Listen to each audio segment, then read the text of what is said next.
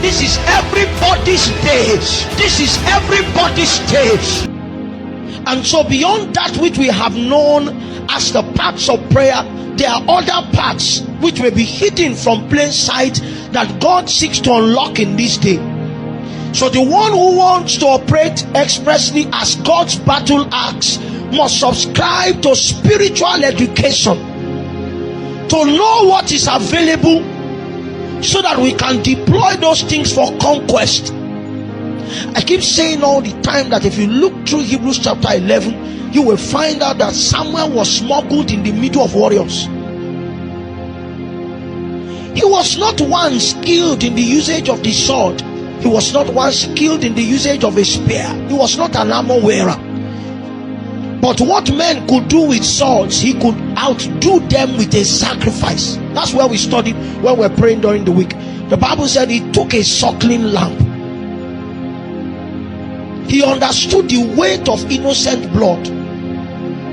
And when he offered it, God's response was thundering. If you swipe your sword, the only thing your sword can do is to deliver a blow. But he understood that there were some things that at the gates of thunder can only be opened by innocent blood. And he knew when to shed it, and God responded. We need sound priests who understand what song to sing in the day that we desire God to come, and if they get their songs right, we will come into our victories with ease.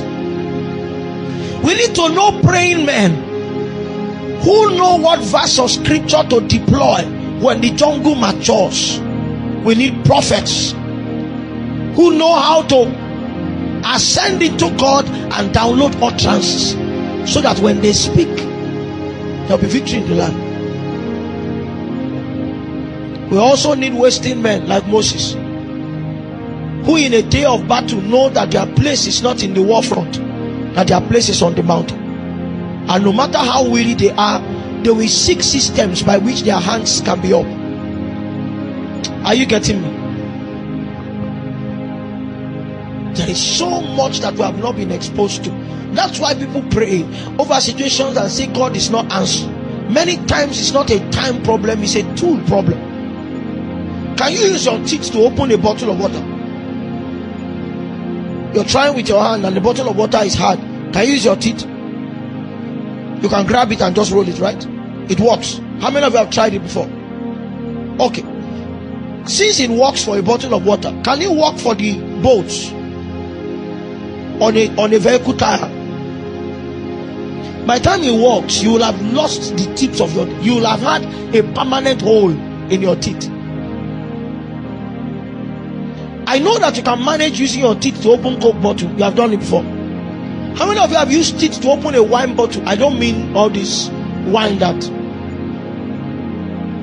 you know, when wine is colored, I fear.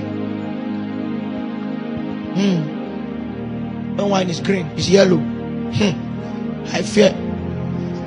He said, or and they just write one name on it. I used to fear. Have you used your teeth to remove the wine cup before? You just grabbed it. There are two possibilities. One is that it doesn't open, and that's messy. If it opens and it's correct wine, it means it will crack open the front of your teeth. We will think that you are a smoker.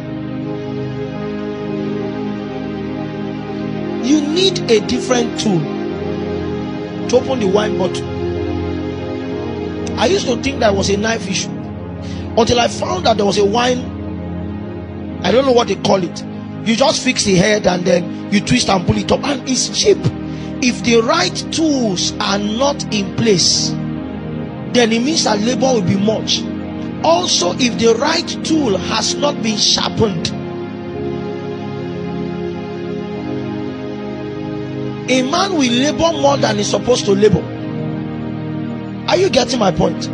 Can you whisper to your neighbor, be educated? We don't master prayer by praying. There is a twofold supply that brings men to the mastery of prayer. It is the supply of the Spirit which is supplied in the act of prayer, and the education of prayer.